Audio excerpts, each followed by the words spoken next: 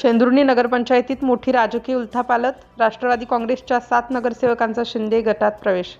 श्रीकांत शिंदे यांच्या हस्ते पक्षप्रवेश.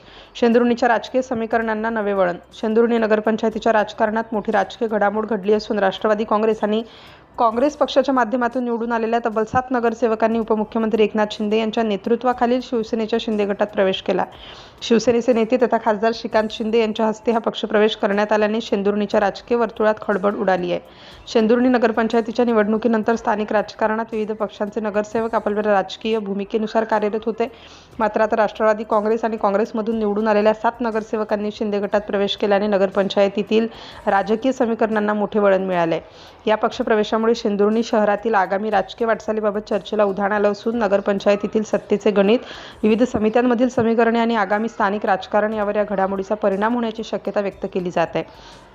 श्रीकांत शिंदे यांच्या उपस्थितीत झालेल्या या पक्षप्रवेशामुळे शिंदे गटाने शेंदुर्णी शहरात आपली राजकीय ताकद वाढविण्याच्या दिशेने महत्त्वाचे पाऊल टाकल्याचे मानले जाते. पक्षप्रवेशाच्या कार्यक्रमात स्थानिक पदाधिकारी, कार्यकर्ते आणि समर्थकांची उपस्थिती होती.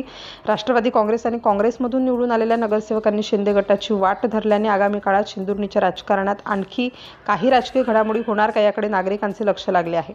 दरम्यान नगरसेवकांच्या पक्षप्रवेशामुळे त्यांच्या नगरसेवक पदावर स्थानिक स्वराज्य संस्थांमधील पक्षांतर बंदीच्या तरतुदींचा परिणाम होतो का याबाबत राजकीय वर्तुळात चर्चा सुरू झाली आहे. यासाठी संबंधित पक्षांच्या अधिकृत नोंदी, नगरसेवकांनी दिलेली कागदपत्रे आणि लागू कायदेशीर तरतुदी तपासणे महत्त्वाचे ठरणार आहे. 7 नगरसेवकांचा एकाच वेळी शिंदे गटात प्रवेश हा शेंदुर्णी नगरपंचायतीच्या राजकारणातील महत्त्वाचा टर्निंग पॉईंट मानला जात असून या पक्षप्रवेशानंतर शहरातील राजकीय समीकरणे कोणत्या दिशेने जातात हे आगामी काळात स्पष्ट होणार आहे.